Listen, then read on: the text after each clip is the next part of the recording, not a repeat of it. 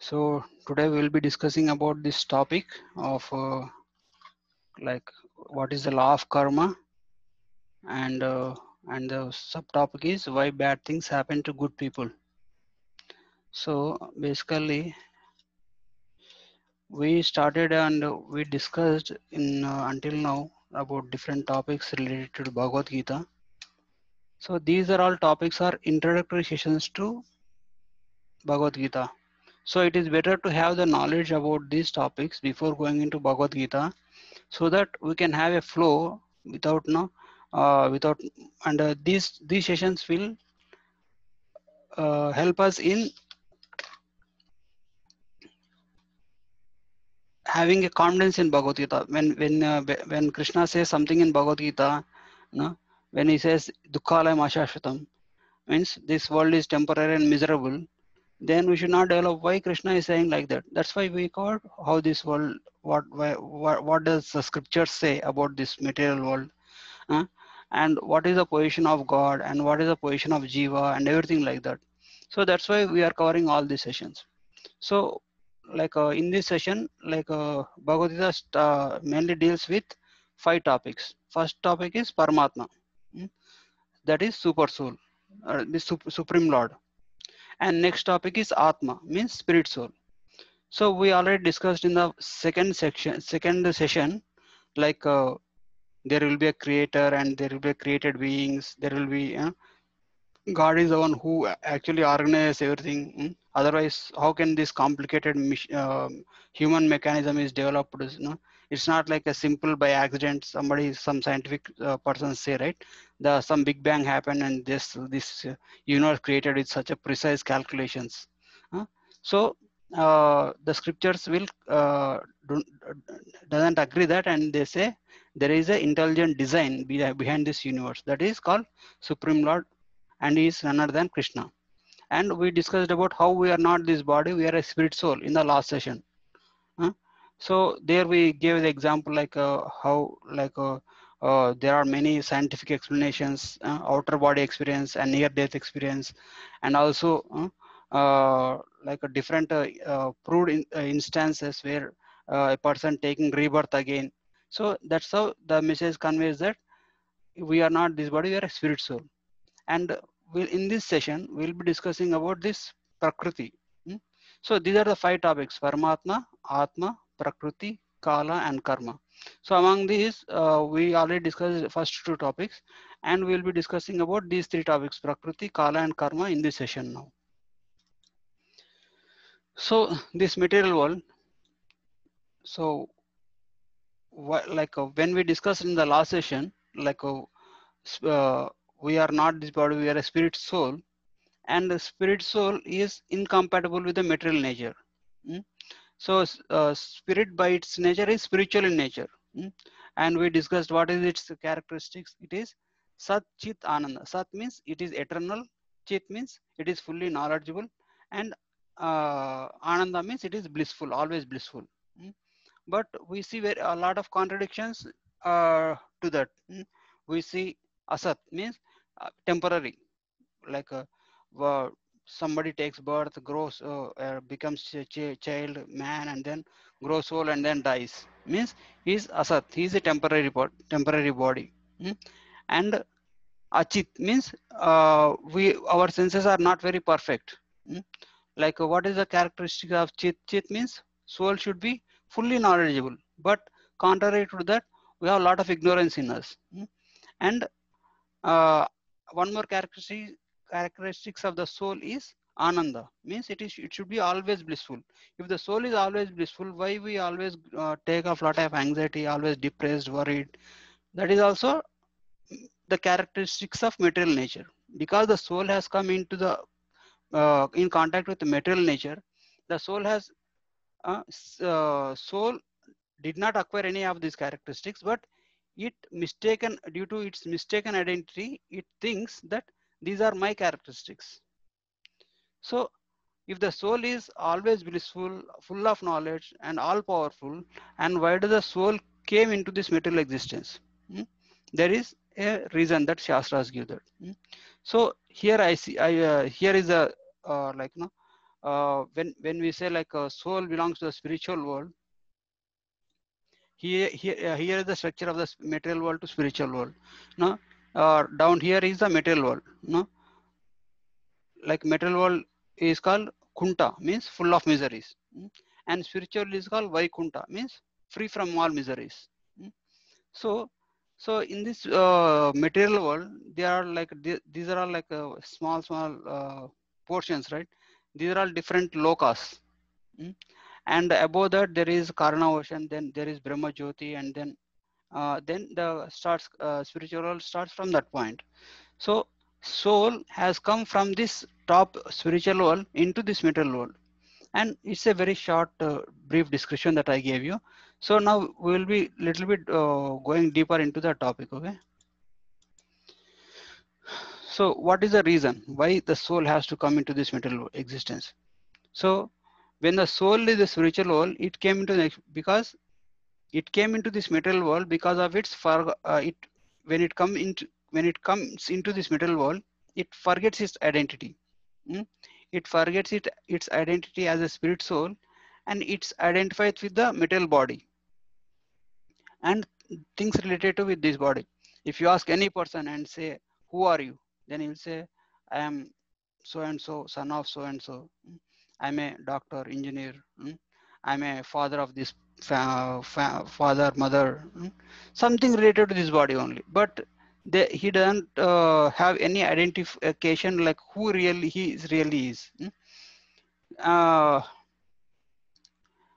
why this like there is spiritual world and the spirit soul belongs to the spiritual world, and why this material world is created, which has a lot of misery, and why it's always temporary. If you see right now the COVID is going on outside, that is also a kind of suffering as we discussed previously. So why this material world has been created? Just like a mother is there in a home, and she cooks in the kitchen, and a 5 year old 5 or 6 year old daughter goes to her and says, mother, I want to cook today. And what mother feels like, this child it will get hurt in its attempt to cook, because cooking involves a lot of dealing with fire and knives and everything, right? So mother will, what she does, she creates a toy kitchen where there is no fire and there is no not much danger, but the child can have its what do you call, it can fulfill its desire. mm, like maybe her or him. So in the same way, like if a father has a sports car, mm, and his son goes and asks father, I want to drive your car. And for sure sports car, when he gets into sports car and gets onto the road, he's for sure he's going to get into accident. Then father, what he will do, he will create it, he buys a toy car for him and keeps that car and in a room, big room, and then ask him to play here so that he won't get hurt himself. So in the same way, the soul, the nature of the soul is related to Krishna. It is uh, by its nature, it is in loving relationship with Krishna, means who is the Bhagavan, who is the supreme personality of Godhead. So there, it has developed a tendency to enjoy independent of Krishna. Just like this daughter wants to cook like mother and son wants to drive like father. In the same way, when the God was creating, maintaining, and doing all big stuff, God creates universes, God maintains all these universes. When the soul sees all these things, soul will get an desire. No, I want to create, I want to, I want to maintain, I want to, I also should have the ability to destroy, and I want to do it independently. So it develops some independent enjoying mentality. So then, for the sake of this, for the sake of to fulfill the desire of the soul, God has created this material world. So in this material world, the characteristics of this material world according to Bhagavad Gita is, it is dukkhalayam and ashashvatam, means it is place of misery. Why it is called place of misery? Because it involves birth, it involves uh, old age, disease and death, and also adhyatmika, means misery is caused by body and mind. Adi Bhautika. Adi Bhautika means misery caused by other living entities. Adi Daivika means misery is caused by natural calamities, like cyclones, earthquakes, like that. So, like these are all, these all these miseries are common to everybody, but there are some more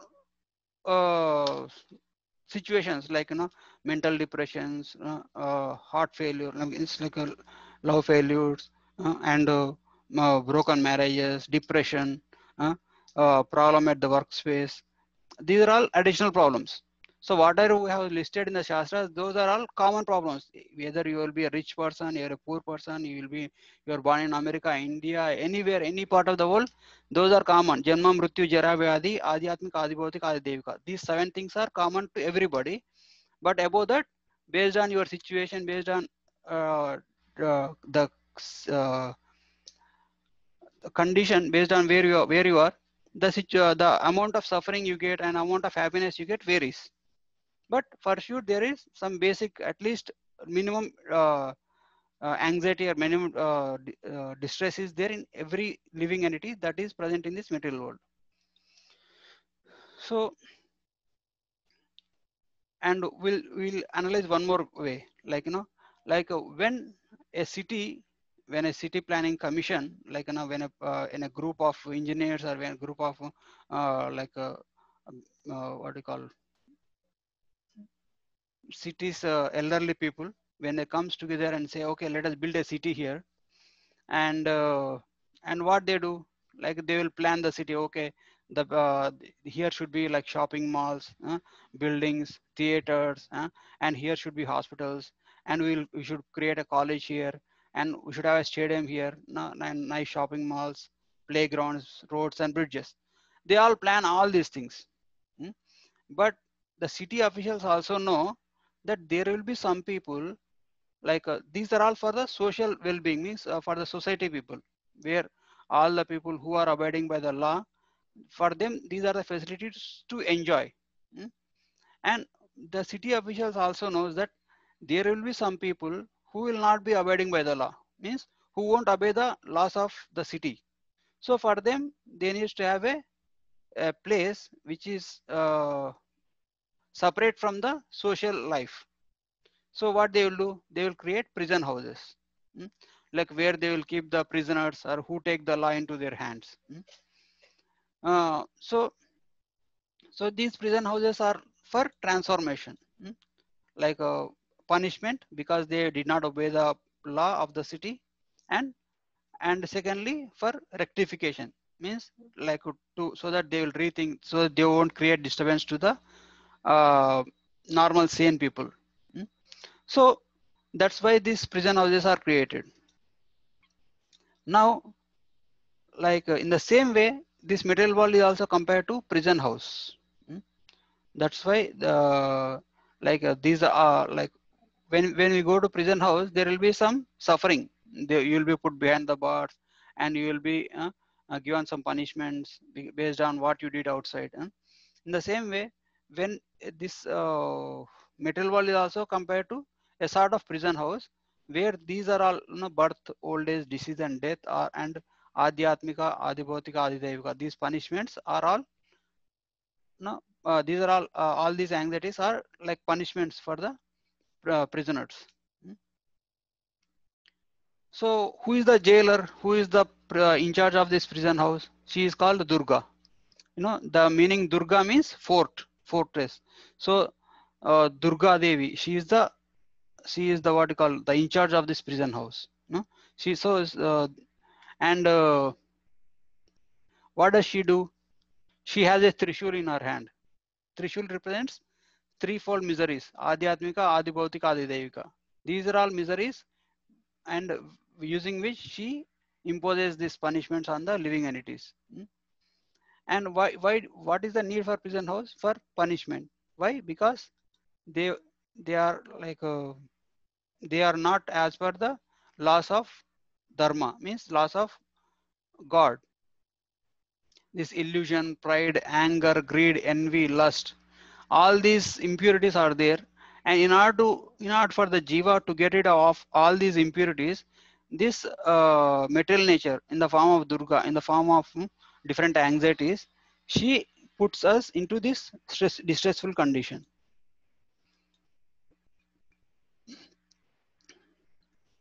So when somebody comes into the prison house, what is the first thing that is done to them? They will change their dress, right? Like they will take out their civilian dress and they will give some prison uniform. So in the same way, when a soul comes into this material world, soul is pure spiritual in nature, but because the soul is covered by manas, this we discussed in the last class, right? Soul will be covered with his subtle body. Subtle body composes of mind, intelligence, and ego, and it will be covered with the gross body. Gross body is made up of fire, earth, water, air, and ether. So the soul is covered with these two bodies. That's why it has a material body, which is so according to scriptures there are 8,400,000 species, means like 8,400,000 species. So among them 9,000 species are living in the water. So these are like fishes, sharks, and all these things. They are almost like 9,000 species are there, and 20,000 non-moving living entities such as trees. These are like different kinds of trees that we that these are also kind of. So here we are explaining about different types of bodies we get. So this body is also like a dress for the soul, and when the soul comes into this material world, this as you said, right, when a prisoner comes into a prison house, they will first change the dress. In the same way, when the soul comes into this material world, it will first change its dress. It will take one of the dress of this 8,400,000 species. These are different kinds of bodies that a soul can get. So and these many trees are there, and after that 1100,000 species of insects and reptiles.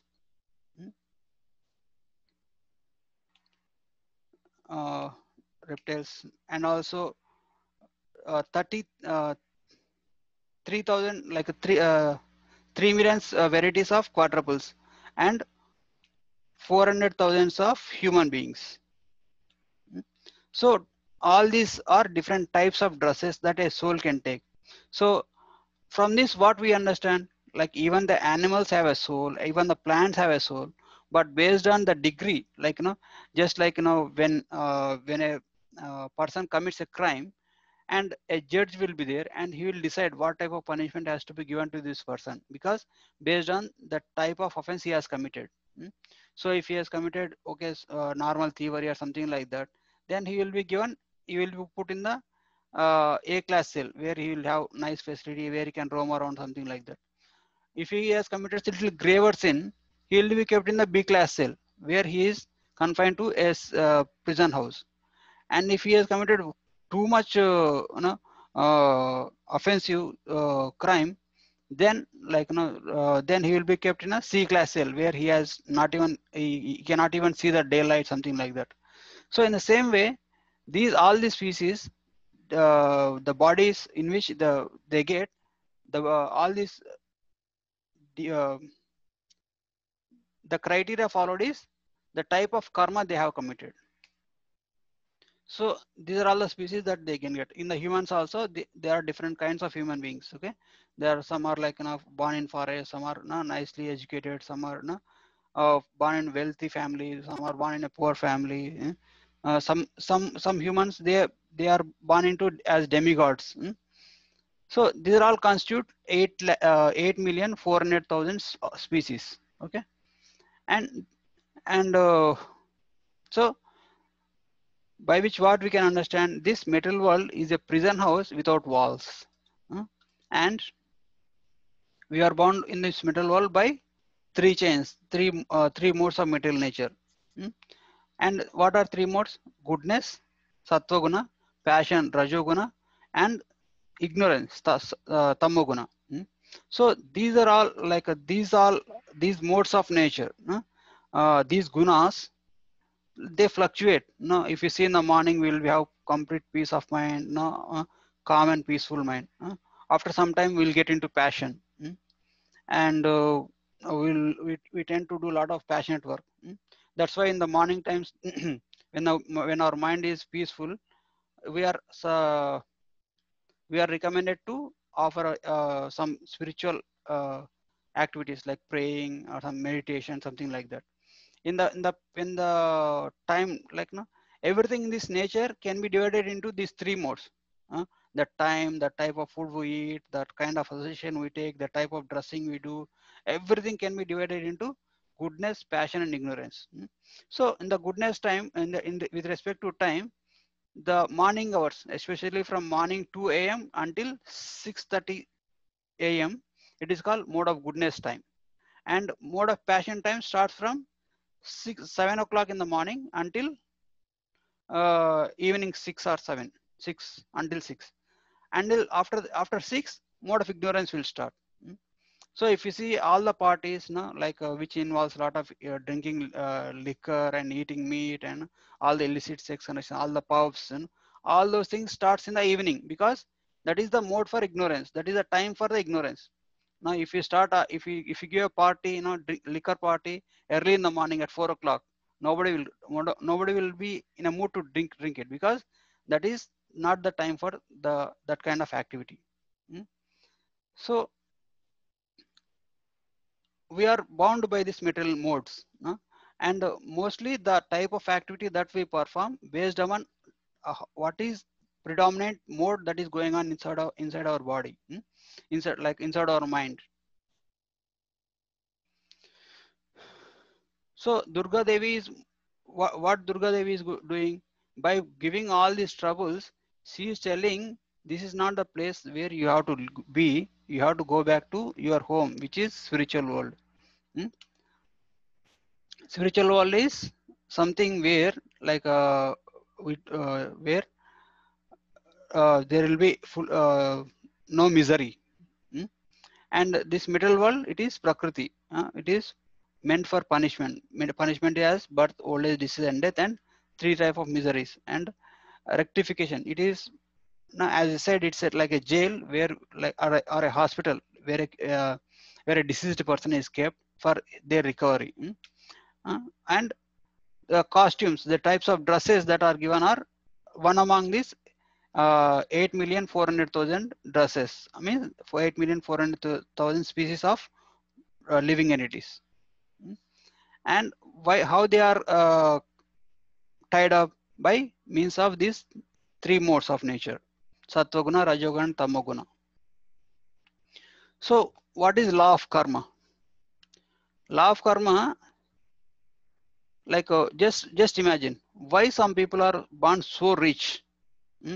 They have so much money, like, even if they spend lavishly, even for they don't do anything, like, even for a ride, they spend for a their car is worth like thousands and like lakhs of dollars. And but some people are born very poor. They don't even have a like nice shoe to buy. And some people are born very strong and healthy. But while some people are born very weak by birth itself, and some people are born very beautiful, but some people are not very born not very beautiful. Okay. And some people have a lot to eat. They have a lot of food stuff to eat, and but some people, they have hardly have anything to eat, survive. Why this distinction? If the same God is there, if the same person is creating everybody, why does he created some people with so much affluence, and why some people with so little? Why? Because if we think scientifically, what does science says? For everything there should be a reason, right? Science is a systematic subject, deals with logic and reasoning. So if you think logically and reason everything, why this distinction? Why see people are born rich, why people are born so poor, why so beautiful, and why so not so beautiful? Why so some people have a lot of food stuff to eat, and why some people do not even have food to survive? Why this distinction is based on the type of activity that they have done in their previous lives or in this lifetime. That is deals with law of karma. Karma states, so these are all some more distinctions, like some people are too dark, some people are no, uh, some people have mansions to live, some people have huts, some people live in huts, some people are born to rich parents, and some people are born in a poor family. Mm. Is God responsible, partial and cruel? Why God is giving so much cruelty? Why is God imposing so much cruelty? Why is he so partial? Mm? Scriptures say God is like a judge. Mm? God is compared to a judge. The same judge awards a punishment to a prisoner, and the same judge awards a uh, cash prize or a what do you call compensation, financial compensation to other. So can we say judge is partial? Why this judge is pronounced like giving this imprisonment to this one guy, and judge is awarding compensation for other person, because based on the activity that they have performed. So judge has nothing in his hands. Okay, it has everything to do with our activities of the individuals and the loss of land. In the same way, God is compared to a judge, and in Bhagavad Gita 9.29, God says, Samoham sarva bhuteshu name dvesho asti na priya. Means, ye bhajanti tu mam bhaktya mahi te teshu chapyamaham. He says, I envy no one. Like Krishna says in Bhagavad Gita, I envy no one, nor I am partial to anyone. I am equal to all. But whoever, sorry.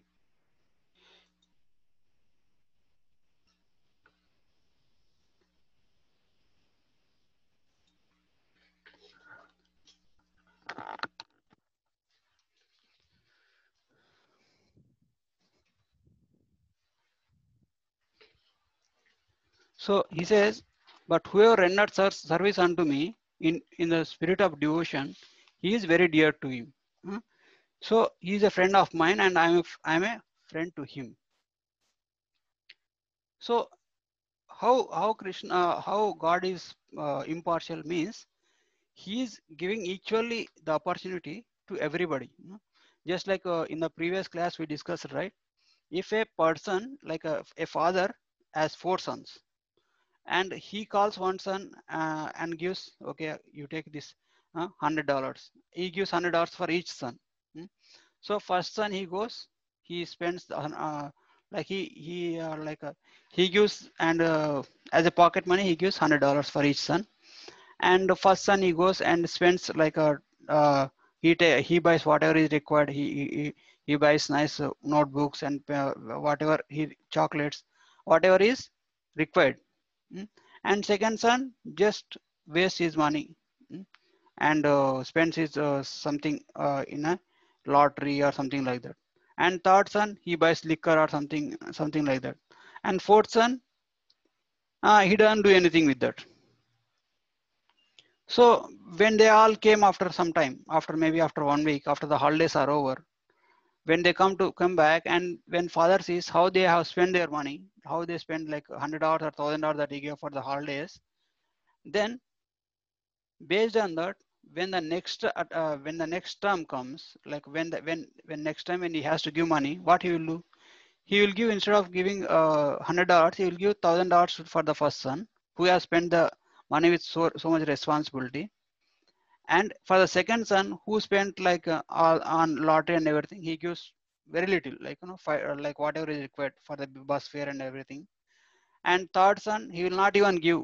He will just send, okay, you don't have to go anywhere. You sit at home, because you are going outside drinking liquor and taking drugs. You are getting spoiled. So you just sit at home. And fourth son, he says you are not using, but you didn't get that much maturity, and he will keep that fourth son under the guidance of first son, because fourth son is he needs guidance. He doesn't know how to how to act. In the same way, God has given the opportunity in the initial times. He has given the opportunity, he has given the nice body, lot of wealth and everything. But how they used in the previous lifetime, based on that, God will in the next lifetime differentiates between different sons, because it is for their well-being, right? Just like a father does whatever he does, like differences he make in giving the money, it is for their well-being. In the same way, when God gives human form of life, a it is a body in which they can think about higher things. They can not only think about how to eat, how to mate, how to defend, and how eating, meeting, sleeping, and defending. That's the only basic thing that an animal can do. But in human form of life, we can do much more than that, right? In human form of life, we can use our intelligence to know who we are, what is the purpose of human form of life. Is it like just only for eating, sleeping, and mating, defending, or doing something higher? So that way, we like when we inquire, when we start our when we put endeavor in uh, in this uh,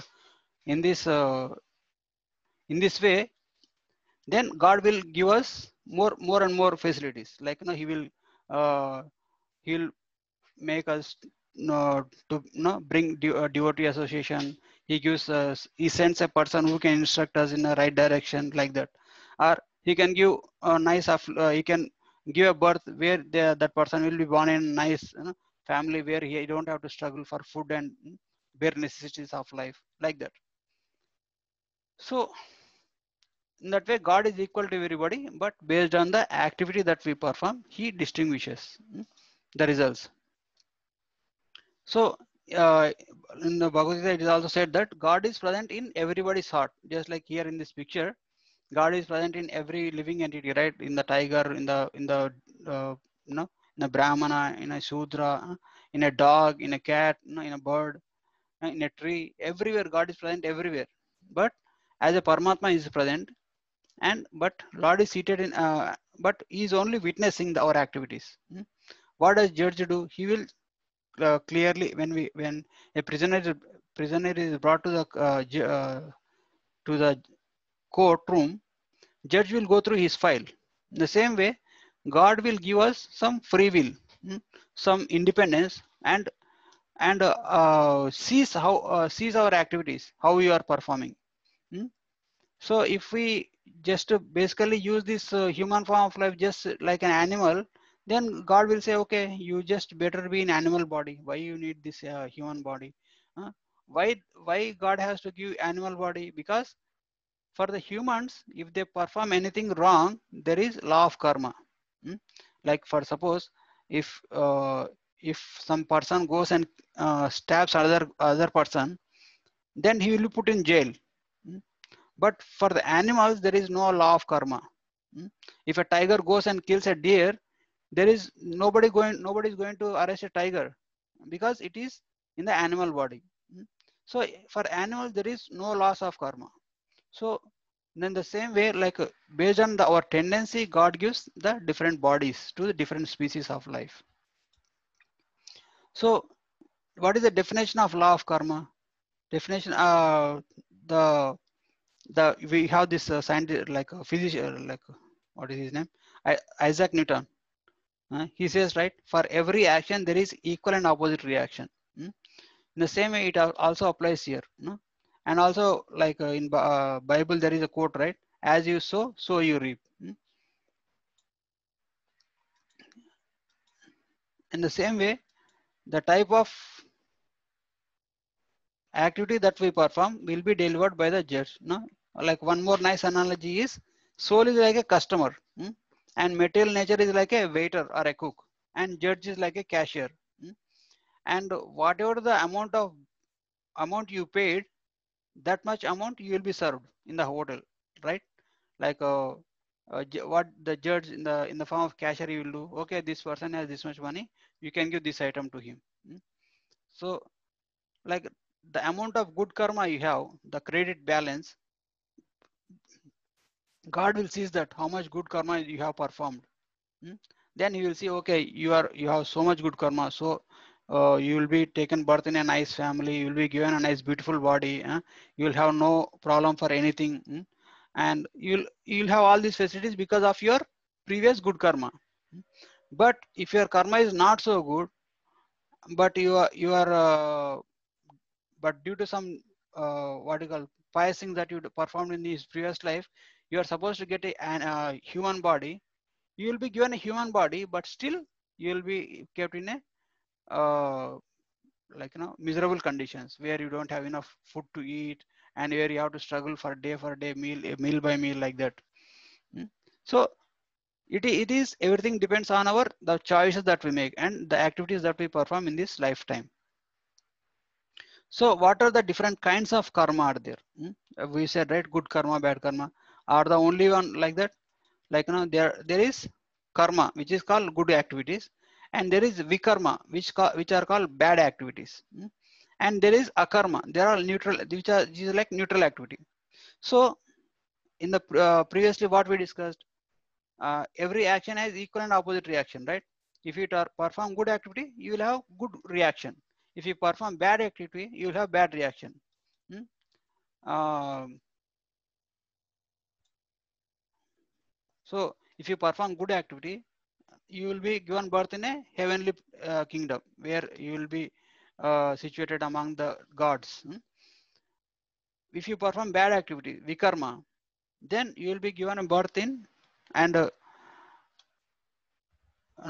vikarma bad activities involves meat eating, gambling, intoxication, and illicit sex. So when we perform vikarma, then we will be put in the hellish conditions, where you will be gone through different kinds of punishments. And but what is akarma? Akarma means it is not karma, it is not vikarma, it is akarma. Akarma means neutral activity where it does not give either good action or bad action. Sorry, good reaction or bad reaction. So when we say good reaction itself also is a bonding thing. And vikarma means bad activity is also giving bad reactions. But the akarma is something like neutral activity where you don't get any reaction. So getting a good reaction is like binding yourself with a golden chain. Getting a bad reaction is like binding yourself with a iron chain. Either you bind with the golden chain or iron chain, you're going to get the same bondage, right? Into this material nature. But when we perform akarma, neutral activity, what is akarma? To perform in Krishna conscious way means to perform all the activities for the sake of Krishna. How it is, how it can be understood? Just like when a soldier is fighting for the nation, he goes and kills hundreds and hundreds of enemy soldiers, enemies. When he comes back, he will be awarded. But the same soldier goes home, and at home, when he picks up a fight with his neighbor and he kills the neighbor, then he will be arrested and put in the jail. And so one may ask, why this so much, what is this partiality? The same person killed 100 people over there, and he was not done anything, and he was awarded Paramveer Chakra, Mahavir Chakra, something like that.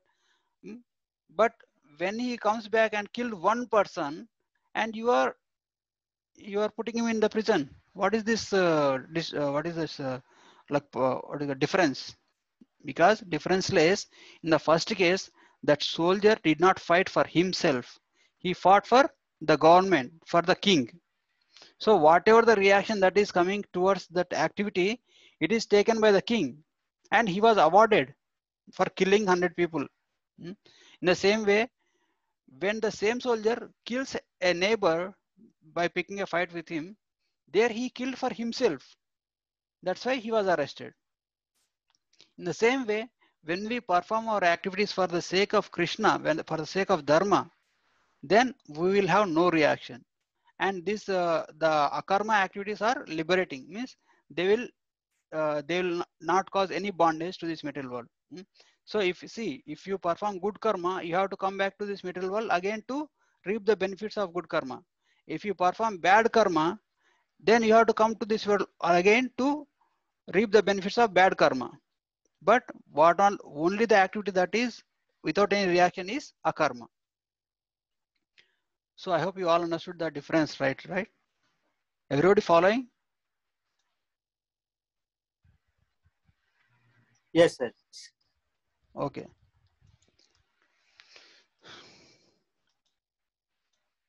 Okay, then what is the duration of results of karma? So because we might have committed some karma in the previous life, right?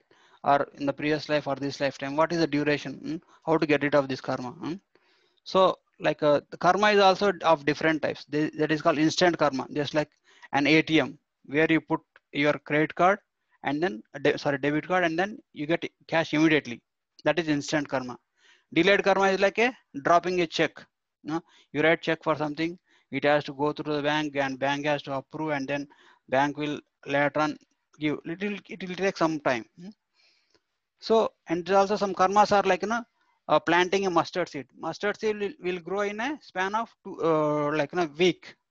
In a week time, you'll get the benefit. You'll get the fruits in a weeks.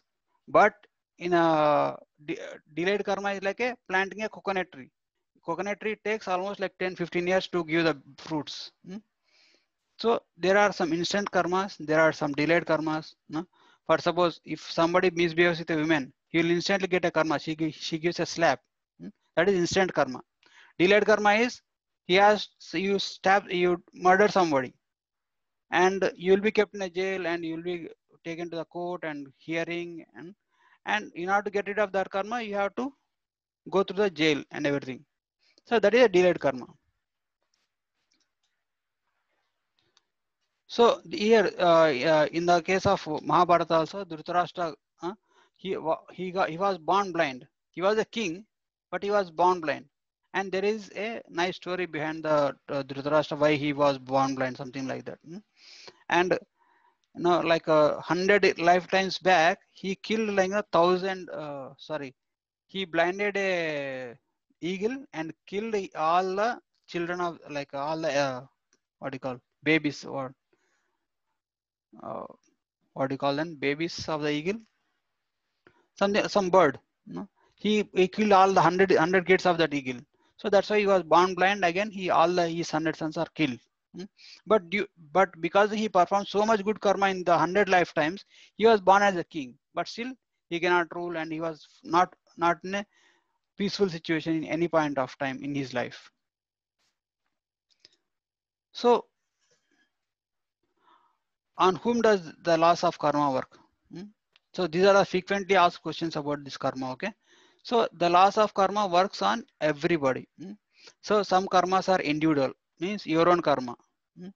Like only you will be suffering and the rest of the everybody associated with you are nice and peaceful and enjoying normally. But only you are suffering because that is your individual karma. And there are some collective karmas, where only certain family will suffer, or nation or certain sect of people will suffer. That is called collective karma. And this corona thing for a nice example, this is a collective karma of all the world because everybody in the world is suffering because of this corona thing. And if we don't know the law of karma, will it still work? See, like for suppose you don't know if it is like if it is allowed or not, right? In some countries, for suppose taking a right turn is allowed. In some countries, taking a left turn is allowed. Free right is allowed in India, and free right is allowed in America, and free left is allowed in India. But if you don't know that and you came directly from India and took a free right, free left here, then you will be kept behind the bars. Like you will be given a ticket. And you may say, no, I don't know. I just came from India. I don't know this law is in there or not. So please excuse me. So does the judge say like accept your plea? No, right? So in the same way, when we perform any karma, knowingly or unknowingly, but still you have to reap the results, because ignorance is not an excuse for the sake for the karma. There are many stories in the scriptures where even the great sages, when they in their childhood they performed an act knowingly or unknowingly, but still they were given punishment, because the law of karma acts on everybody, and even if you perform knowingly or unknowingly. But the severity of the karma will vary if you perform the act knowingly, means you know that it is fault and still you do this, then you will be given more punishment.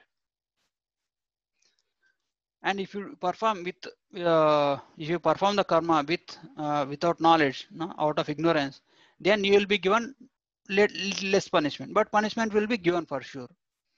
And one more question: does our good activity nullify our bad activity? Means, like for suppose you stole like a bank in some city and comes to the other city and then gives donation, lot of charity work. So if a police catches you, does the good activity performed in this second city will that nullify the activity that you performed in the previous city? Like, in the same way, the like some people will be there, they will be doing a lot of wrong things, cheating partners, cheating customers and everything, and then finally coming to temple and giving donations. So what is their conception is, whatever the activities, whatever the sinful activities that I performed in the outside, they will be nullified when I come to temple and give donations, like that. Like as per law of karma, it doesn't work like that. You have to suffer if you perform seven bad activities, and 4 good activities, and you can't say like so I have performed 7 activities and I have performed 7 good activities, means like I have killed 7 people and I have saved 4 people, so I should only get punishment for killing 3 people. That is the layman calculation. So but the law of karma doesn't work like that.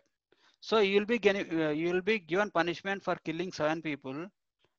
That is bad reaction will be given, and you will be given the good result of say like a good reaction, means reaction for your good karma of saving 4 people, that will be given as a good karma to you.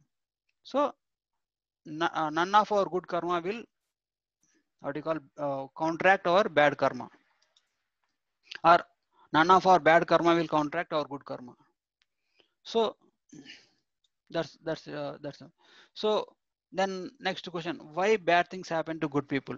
So we may come across some people who are very nice and who never hurt anybody and who are dealing nicely with everybody, but still some lot of failures, lot of what do you call, distressful situations, some accidents, some diseases come into their life.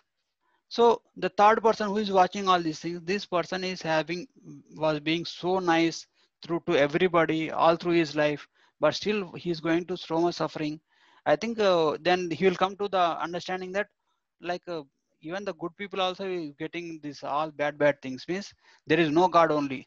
Like that they conclude, means if God is there, bad person should get bad result and good person should get good result.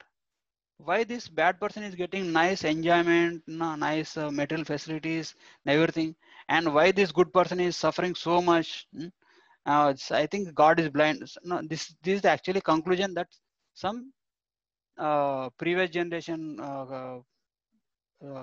modern scientists have come through, and some people wrote books. God is dead, because because they being so nice to everybody, they still got this bad reaction. That's why they said there is no God, something like that.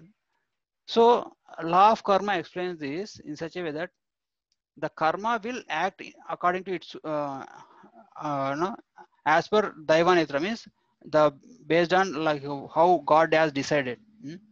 Because if you see this grain tanks, what do you call, in India also there will be grain tanks. What they will do, they will put grains from the top and take the grains from the bottom. So they can store these grains for years and years. So one year he got a nice good quality grains, so he kept the good quality grains. In the next year he sowed the bad quality seeds and got a bad crop, uh, so bad yield. And no, the quality of the grains in the second year and the third year, they are becoming worse and worse. So he is keeping very bad quality grains from the top, but he is getting good quality grains from the bottom, because which he kept in the first year.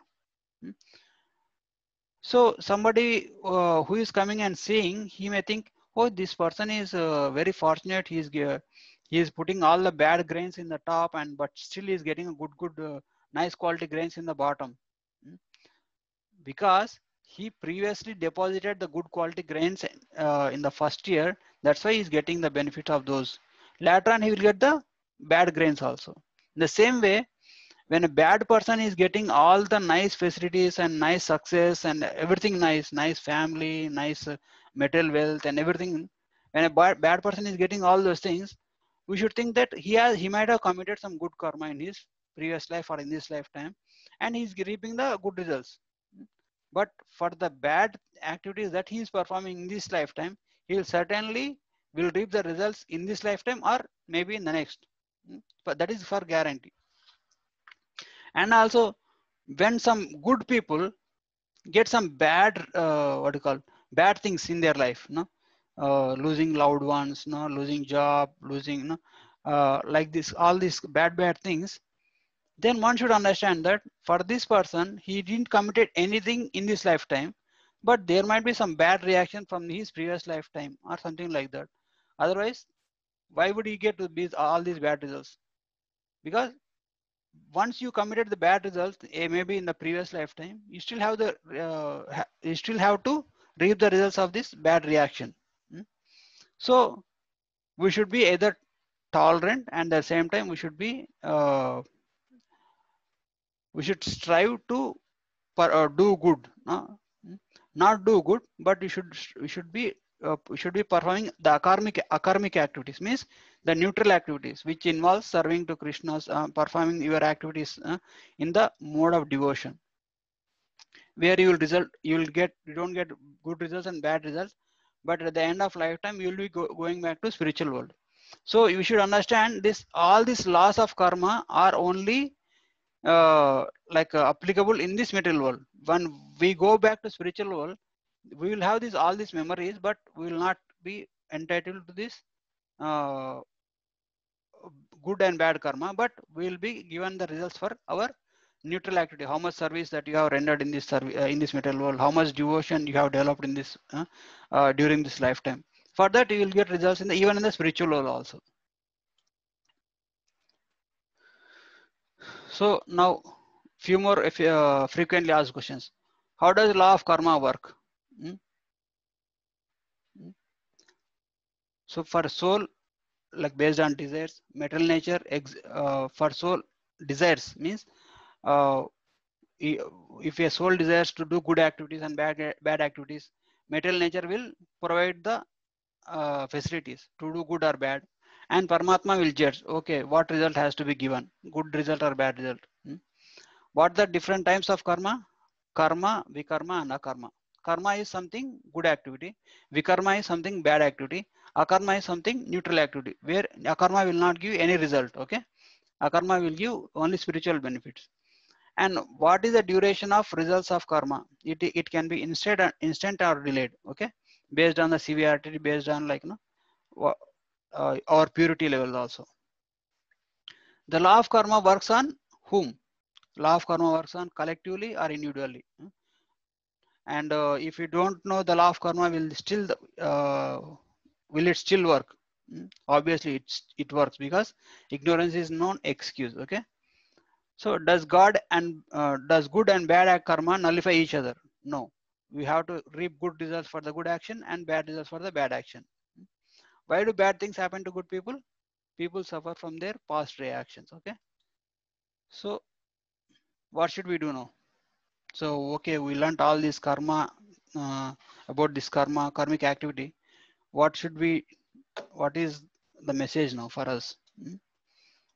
So perform akarma. We should perform akarma, which involves performing all our activities. If you are doing job, do job for the sake of Krishna. If you are maintaining family, keeping mind that this is Krishna's family and this family is given for me to take care of it and I should maintain it nicely. And you should not think that everything is meant for my enjoyment. Yeah, when you have that mentality, you'll have to reap the result.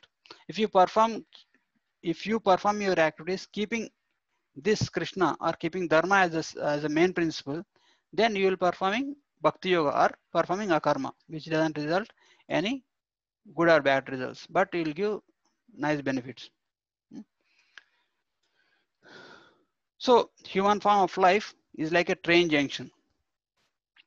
So in this human form of life, we'll have this ability to inquire and being blissful and make choices and follow something with determination. So in animals cannot have all these things. Animals will not have the ability to inquire who am I, why am I suffering, and why am I enjoying. All these things they cannot inquire, and they cannot be blissful. They only look after some sense enjoyment. Okay, they eat whatever they get feel like eating. They do whatever like they're doing, and also they don't have choice also. They go by instincts. Animals. And animals cannot do anything with determination, means like something austerity or something like you want to follow this path, we should not do this, we should not, no, they cannot follow any principles or anything like that. No, they don't have any determination. So life is like an examination. So like previously what I showed is a train junction, means in the human form of life, using this human form of life properly, you may either descend and get promoted to the higher level, or you may degrade to the lower level.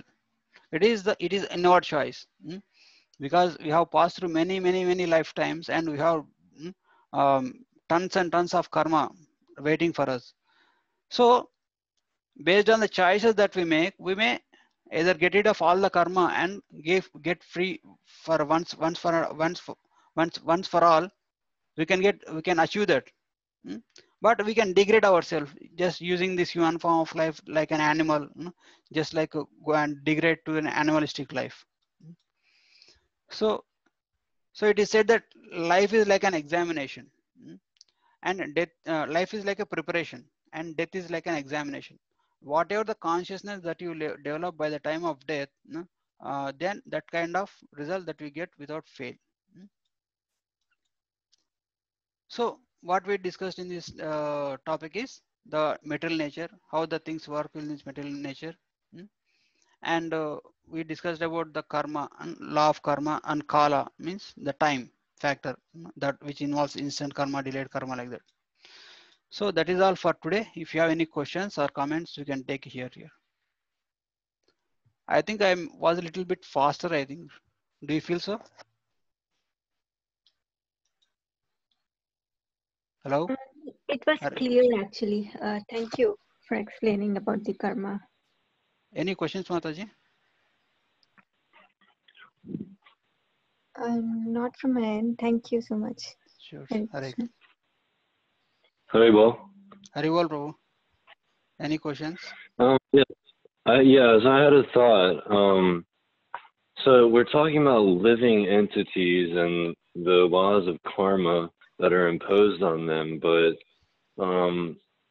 who's to say that maybe somebody becomes a rock?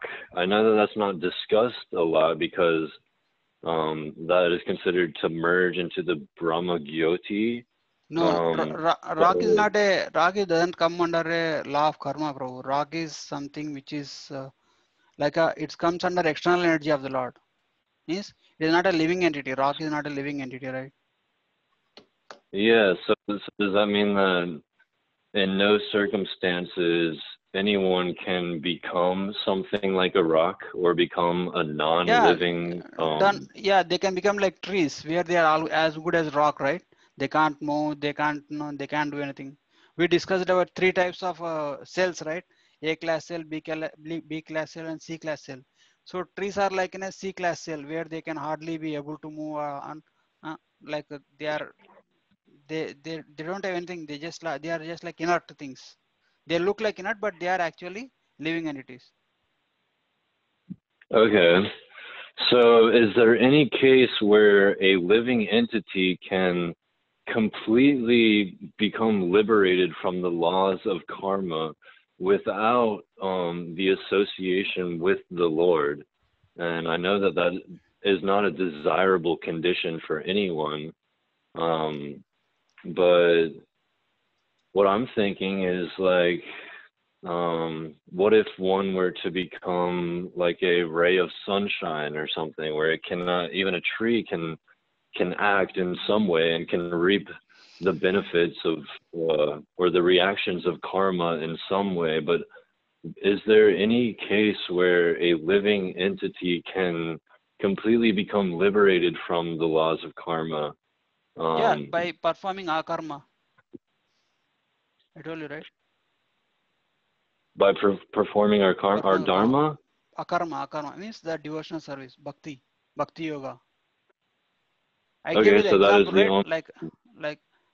Like, see, the nature of living entity is Jivera Swarupai Krishnera Nityadas. The nature of, like, the constitutional position of living entity is to be the eternal, like, the living entity has to, by nature, has to serve somebody. It has to either serve God or serve himself or serve his senses or serve his family. Service is default in the nature of the living entity. There is no living entity that is idle. So being doing nothing is also a type of service. Means you are serving your own senses, you are serving your own ego. So the living entities by nature, they have to, for sure, they have to serve somebody.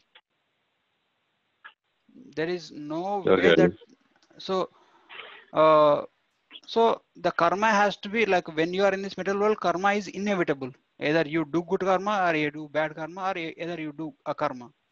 So best thing is doing akarma and getting liberated once for all. But without the, like, there is one way, like you said, like, without the involvement of Lord, without being a devotee to the Lord, is it possible for us to get liberated from all this karma?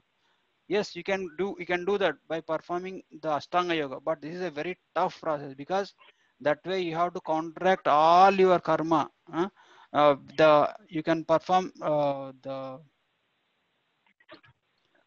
in Vedas, there are some prescribed activities.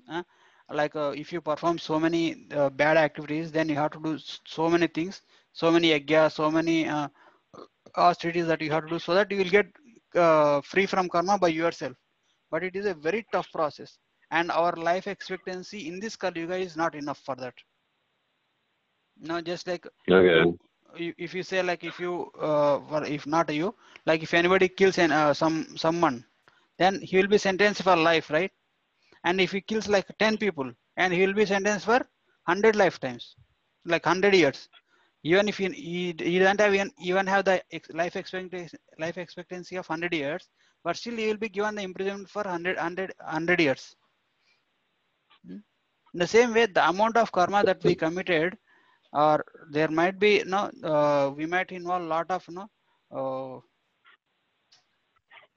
this compensation work that has to be done, but our lifetime is not enough. But just by performing the karma, performing the work in devotion, working for Krishna or becoming a devotee, Krishna will take care of all the karma.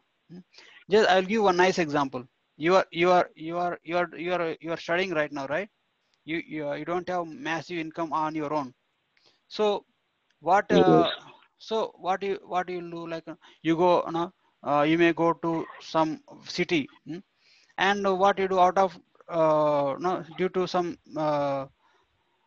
due to, I can't say, like, for suppose, like, due to intoxication or due to some accidentally you ran into something, some shop or something, and caused a great accident. And there you will be held responsible, and on your own you don't have any income, and you are also depending on somebody. And like, I'm just giving examples, no, don't take it literally, okay? So I'm just giving an example of a son and father, okay? So son goes outside and he actually does something which is out of ignorance or out of knowingly or unknowingly, he commits some offense or some mistake, and he was held responsible for that activity. But his father is a very rich guy, a very rich person, and when he knows about that his son is in trouble, he goes there and he says, what is the problem? Why are you holding my son back?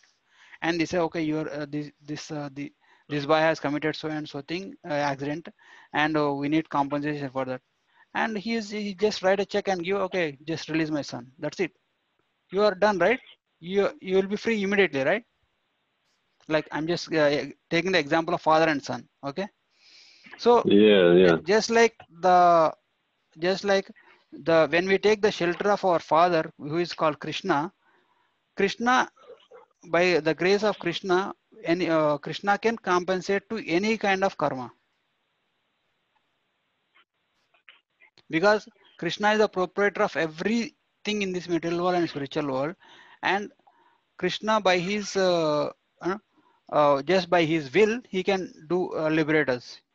Now, if you please Krishna, if you if your father gets confidence that his son is not going to behave, his son will behave properly in future, he will go ahead and does all his whatever is required, whatever is in his power to help his son, right? The same way, Krishna is all powerful, and there is nothing which Krishna cannot perform.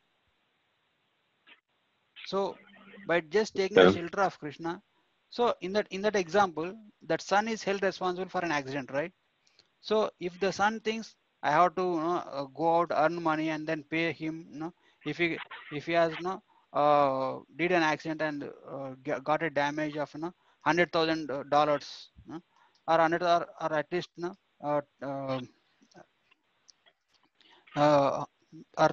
like $1 million property damage. If a son thinks, okay, I have to work and pay by myself, it will take lifetimes, right? Lifetime for him to repay the debt by himself. But if we take the process of bhakti, and this does not mean that you take any wrong thing and take shelter of Krishna will forgive, anything like that. We actually take shelter of Krishna, and Krishna will see the sincerity in us and see how sincere we are, and we show our sincerity by not doing the same mistake that we did accidentally again, and by following the rules, by following the guidelines given by Krishna in Bhagavad Gita. When we just act like Krishna, when we just act like Arjuna was in the I'll tell when we start Bhagavad Gita, Arjuna was not willing to fight in the beginning of Bhagavad Gita, but when he later on got convinced and fought for Krishna, he got he achieved the victory, and he also at the end of lifetime he got the perfection of going back to Godhead. So in the same way, when we work for Krishna, we don't have to work for all. We don't have to focus on all these petty things. We will be able to perfect our life. So that is the easiest process, bro. But there is a process which process that involves compensation, means prayashita. So you have to compensate for every bad karma that you have done, and then we have to find out how many bad karmas are there on your account, and then counteract all the bad karmas, and then you will be free from that. But it is a very difficult process, like while contracting all the bad karmas, there is a good chance that you perform more karma again, either so it is said that even in that process, it is a temporary liberation. So where does the temporary aspect come from that? So once you've accounted for all of your karmic reactions, then so what you're saying is that there's a chance that you perform even more karmic actions. That's why. That's why it's temporary. Because we don't have enough knowledge, because by nature our soul is covered by a lot of ignorance, right? So we don't know what is, if you are doing right or wrong. So we actually then if you take shelter of Krishna, because Krishna is all knowing, Krishna is a Paramatma, knows everything that what we have done, and knows everything that what you may commit mistake, just like like an infant in the hands of a father is very safe, right? Because infant does not know how to walk and how to do anything, but father will take care of everything for him. Father and mother will take care of everything for the child. In the same way, when we take shelter of Krishna and just be genuinely worship Krishna and perform bhakti yoga, and whatever work we are doing, we have to do our work. We have to perform our duty for sure. But with being Krishna conscious means being in the spirit of devotion to Krishna. So that way our activities will get purified and we attain the perfection by the end of our life.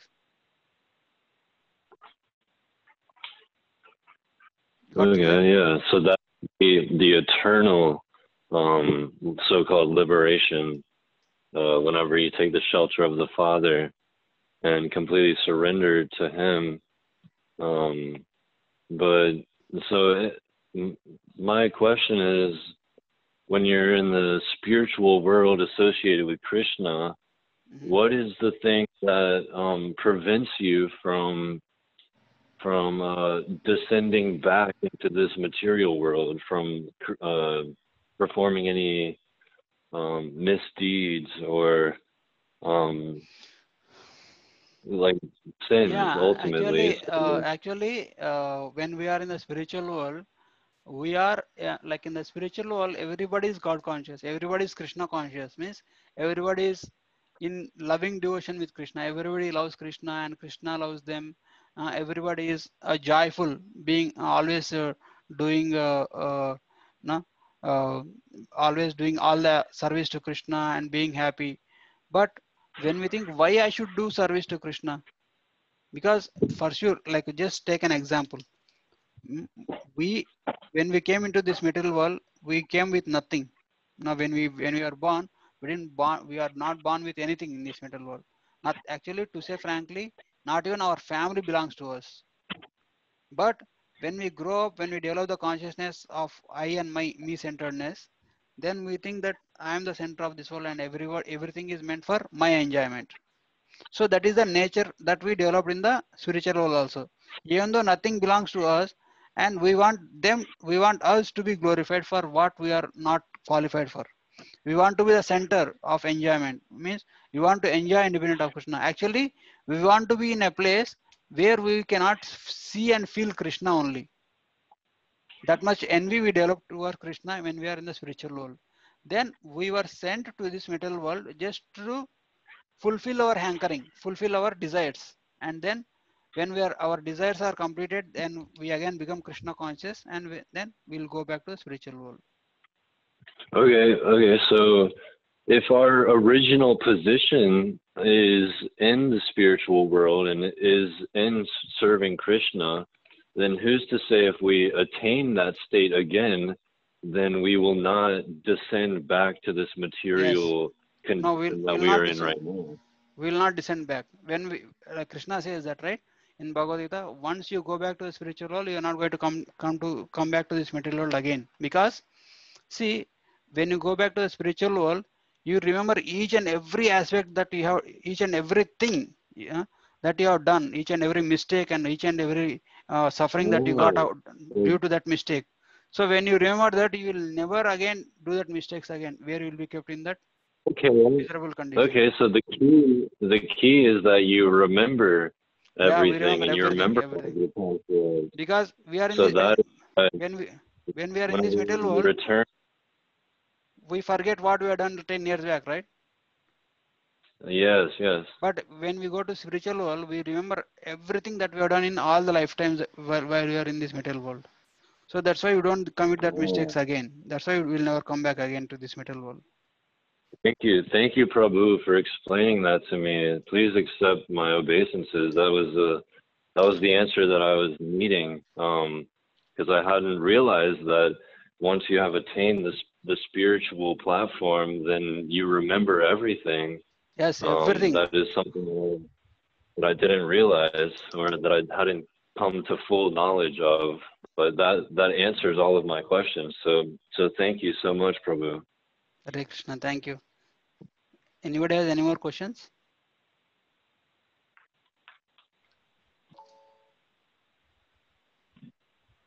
Okay, we'll end it here. Granthra Srimad Bhagavad Gita ki jai, Srila Prabhupada ki jai, Ananta Koti Vaishnava Vrinda ki jai. Jai. Jai.